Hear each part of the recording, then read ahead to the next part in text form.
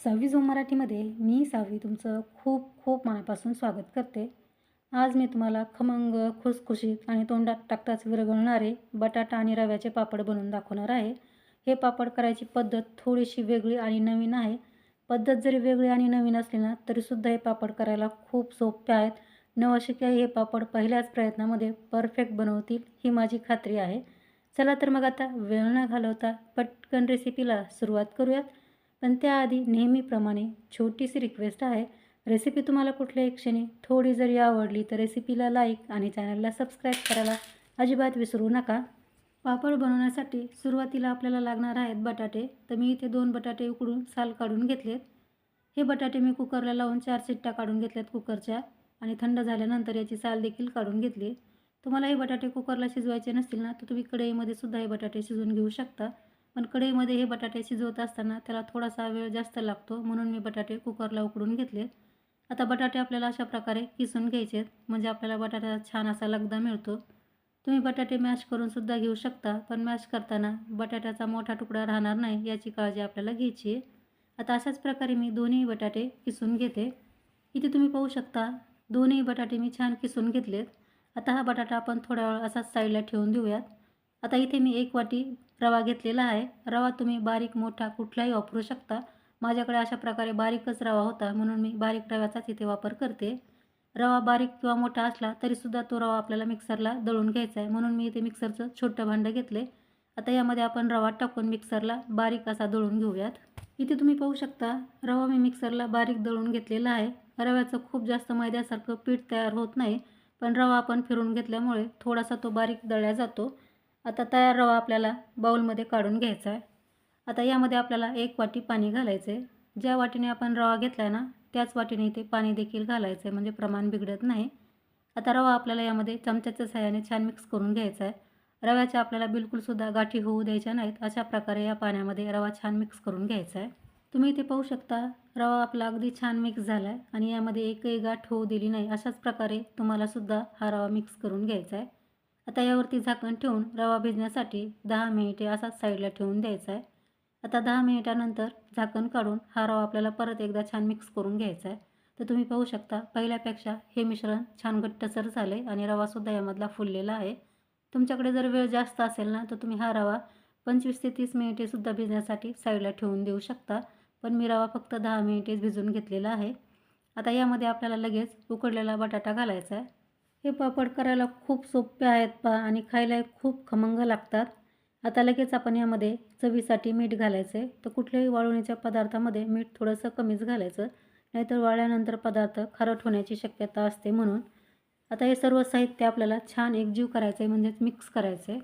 मैत्रिणींनो, हे पापड मी खूप वेगळ्या आणि नवीन पद्धतीने बनवलेत पहा. तर व्हिडिओ कुठेही स्किप न करता अगदी शेवटपर्यंत पहा, कारण या व्हिडिओमध्ये मी रेसिपी दाखवताना खूप महत्त्वाच्या टिप्ससुद्धा सांगत असते, ज्यामुळे तुम्ही पापड बनवायला घेताना तुमचे पापड परफेक्ट बनावेत म्हणून. पण तुम्ही मध्येच जर व्हिडिओ स्किप केला ना तर मी काही सांगत असताना ती महत्त्वाची टिप जाऊ शकते आणि तुम्ही पापड बनवायला घेतले तर तुमचे पापड खराब होऊ शकतात. म्हणून मी तुम्हाला सांगते की तुम्ही व्हिडिओ कुठेही स्किप न करता शेवटपर्यंत पाहत जा. तर तुम्ही पाहू शकता मिश्रण आपलं अगदी छान मिक्स झालं आहे, पण हे मला थोडंसं घट्टसर वाटतं आहे, म्हणून यामध्ये आपल्याला परत पाव वाटी पाणी घालायचं आहे. ज्या वाटीने आपण अगोदर पाणी घातलं ना त्याच वाटीने यामध्ये मी परत पाव वाटी पाणी घातले. आता हे पाणीसुद्धा आपण यामध्ये छान मिक्स करून घेऊयात. तर आपण इथे 1 वाटी रव्यासाठी टोटल 6 वाटी पाणी वापरलेलं आहे. तुम्हाला इथे पाणी कमी किंवा यापेक्षा जास्तही लागू शकतं. पाण्याचं प्रमाण तुमचा रवा कसा आहे ना त्यावरती डिपेंड राहील पहा. तर इथे मला फक्त 6 वाटी पाणी लागलेलं आहे. आता तुम्ही पाहू शकता मिश्रण आपलं परफेक्ट मिक्स झालेलं आहे. आता आपल्याला लगेच हे वाफवून घ्यायचं आहे. तर त्यासाठी इथे मी कढईमध्ये पाणी अगोदरच गरम करायला ठेवलं होतं. पाणी गरम झाल्यानंतरच यावरती आपल्याला पोहे चाळायची चाळणी ठेवायची आहे. पाणी फक्त गरम झालेलं नाही तर पाणी छान उकळायला लागले. पाणी उकळायला लागल्यावरच आपल्याला या चाळणीवरती बॅटर टाकायचं आहे, म्हणजे ते चाळणीतून खाली गळणार नाही. पाणी थंड असताना तुम्ही जर या चाळणीवरती बॅटर टाकलं ना तर बॅटर चाळणीतून खाली गळू शकतं. म्हणून आपल्याला पाण्याला छान उकळी आल्यानंतरच यावरती बॅटर टाकायचं आहे, म्हणजे ते लगेच घट्ट व्हायला लागतं. आता बॅटर टाकून झाल्यानंतर त्याला थोडंसं चमच्याने एकसारखं करून घ्यायचं. आता यावरती झाकण ठेवून हे बॅटर आपल्याला मिडियम गॅसवरती 10 ते 15 मिनिटे वाफवून घ्यायचे. आता 15 मिनिटानंतर झाकण काढायचं आहे आणि तुम्ही पाहू शकता रवा आपला मस्त फुलला आहे, म्हणजेच रवा आपला छान वाफलेला आहे. हे बॅटर करताना आपण यामध्ये थोडासुद्धा सोडा किंवा पापड खार घातला नाही तरीसुद्धा पाहू शकता रवा खूप छान फुलला आहे. आणि आपण यामध्ये बटाटे घातल्यामुळे याचा रंगही हलकासा पिवळसरसुद्धा झालेला आहे. खूप मस्त आपलं इथे मिश्रण तयार झालेलं आहे. आणि तुम्ही पाहू शकता हे मिश्रण चाळणीलासुद्धा चिकटलेलं नाही. चाळणीला अगोदर आपण तेल तूप काही लावलं नव्हतं तरीसुद्धा मिश्रण आपलं अगदी मस्त निघालेलं आहे. आता हे मिश्रण आपण छान एकसारखं करून घेतलं आहे. आता लगेच गॅस बंद करायचा आणि यावरती 5 मिनिटासाठी झाकण ठेवायचं, म्हणजे हे मिश्रण थोडंसं थंड होईल. 5 मिनिटानंतर मी झाकण काढून हे मिश्रण एका ताटामध्ये काढून घेतले. तर तुम्ही पाहू शकता मस्त आपलं हे मिश्रण तयार झालेलं आहे. आता पापड आपले छान स्पायसी होण्यासाठी यामध्ये आपल्याला छोटा चमचा चिली फ्लेक्स घालायचे आहेत. चिली फ्लेक्स तुमच्याकडे नसतील तर तुम्ही हिरवी मिरची मिक्सरला बारीक करूनसुद्धा यामध्ये घालू शकता किंवा सरळ तुम्ही यामध्ये लाल तिखटसुद्धा घालू शकता. आता हे चिली फ्लेक्स आपल्याला यामध्ये छान मिक्स करून घ्यायचे आहेत. चमच्याच्या सहाय्यानेच मी हे चिली फ्लेक्स यामध्ये छान मिक्स करून घेणार आहे. तुम्हाला हातानं करायचं असेल ना तर तुम्ही हातानेसुद्धा करू शकता. पण हे मिश्रण तयार करताना बिलकुलसुद्धा हात भरवायची गरज पडत नाही, कारण हे मिश्रण इतकं छान तयार होतं की तुम्हाला न मळतासुद्धा याचे पापड अगदी पटपट करता येतात पहा. तर तुम्ही पाहू शकता मिश्रण मी छान मिक्स करून घेतलेलं आहे, ते सुद्धा हात अजिबात न भरवता. आता लगेच आपण पापड बनवायला घेऊयात. पापड बनवण्यासाठी मी इथे मिश्रणाचा तयार गोळा करून घेतला आहे छोटासा आणि खाली पॉलिथिन सीट ठेवली. त्याला हलकंसं तेलाचा हात लावून घेतला आहे आणि वरतूनसुद्धा आपल्याला एक पॉलिथिन सीट ठेवायची आहे. त्यालाही सुद्धा थोडंसं तेल लावून घ्यायचं आहे आणि अशा प्रकारे आपल्याला मस्त पापड लाटून घ्यायचा आहे. पापड तुम्हाला जाड आवडतो की पातळ त्याप्रमाणे तुम्ही पापड लाटून घेऊ शकता.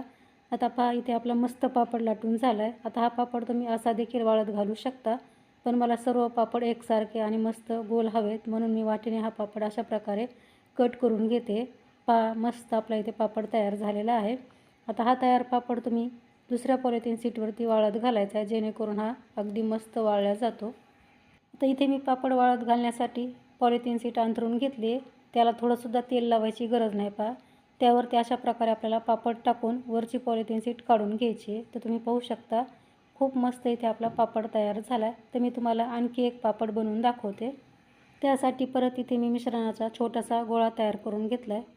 आता वरतून परत आपल्याला पॉलिथिन सीट ठेवायची आहे आणि अशा प्रकारे आपल्याला आता पापड लाटून घ्यायचा आहे. प्रत्येक वेळी आपल्याला पॉलिथिन सीटला तेल लावायची गरज नाही पहा. 2-3 पापड होईपर्यंत पॉलिथिन सीटला तेल नाही लावलं तरीसुद्धा चालेल, किंवा पापड जोपर्यंत चिकटत नाही ना तोपर्यंत तुम्ही पॉलिथिन सीटला तेल नाही लावलं तरीसुद्धा चालेल. तर पाहू शकता मस्त आपला हा पटकन पापड लाटून झालेला आहे. आता आपण कट करून घेऊया. हे पापड तुम्ही पॉलिथिन सीटवरती न लाटता डायरेक्ट पोळपाटावरती सुद्धा लाटून घेऊ शकता. पण पोळपाटावरती पापड लाटल्यानंतर पहा त्याला काढायला थोडासा वेळ लागतो आणि या पद्धतीने जर आपण पापड केले ना तर ते पटकन होतात. म्हणून मला ही पद्धतच जरा जास्त आवडते पापड बनवताना. इथे आपला दुसरा देखील पापड तयार झाला आहे. आता हा पापडसुद्धा आपण पॉलिथिन सीटवरती वाळत घालूया. तर मैत्रिणींनो, रेसिपी तुम्हाला थोडी जरी आवडली ना तर रेसिपीला लाईक शेअर करा आणि ही रेसिपी तुम्ही कुठल्या गावातून किंवा कुठल्या शहरातून पाहताय हे सुद्धा मला कमेंट्समध्ये सांगत जा, म्हणजे मला कळेल की माझी रेसिपी कुठपर्यंत पोहोचली आहे. आता अशाच प्रकारे मी सर्व पापड बनवून घेते. तर तुम्ही इथे पाहू शकता संपूर्ण पापड मी बनवून घेतलेत आणि खूप सुंदर इथे आपले पापड तयार झालेत. आता हे तयार पापड आपल्याला 2 दिवस कडकडीत उन्हामध्ये वाळवून घ्यायचे आहेत. पण तुमच्याकडे ऊन येत नसेल ना तर तुम्ही हे पापड फॅनखालीसुद्धा वाळवून घेऊ शकता. फॅनखालीसुद्धा हे पापड अगदी मस्त वाळल्या जातात. आता हे पापड वाळल्यानंतरच मी तुम्हाला भेटते. 2 दिवसानंतर तुम्ही इथे पाहू शकता पापड आपले अगदी खमंग वाळलेले आहेत. खूप छान पातळ आपले पापड तयार झालेत. हे पापड करताना आपण फक्त 2 बटाटे आणि 1 वाटी रव्याचा वापर केला आहे. तुम्ही पाहू शकता भरपूर असे पापड तयार झालेले आहेत आणि तेही मस्त गोल गरगरीत एकदम पातळ. माझा हातही यातून दिसतोय तुम्हाला पाहू शकता. आणि पापड वाळल्यानंतर पहा कुठेही चिरला नाही किंवा फाटला देखील नाही. एकदम परफेक्ट आपले पापड तयार झालेत. असे पापड बनवून तुम्ही वर्षानुवर्ष स्टोअर करून ठेवू शकता आणि जेव्हा तुम्हाला काहीतरी खमंग कुरकुरीत खायचं आहे ना तेव्हा हे पापड तळून खाऊ शकता. हे पापड बनवताना यामध्ये मी जिरे घातले नाहीत. तुम्हाला जिरे यामध्ये घालायचे असतील ना तर तुम्ही जिरेसुद्धा यामध्ये घालू शकता. आता पापड मी तुम्हाला तळूनसुद्धा दाखवते.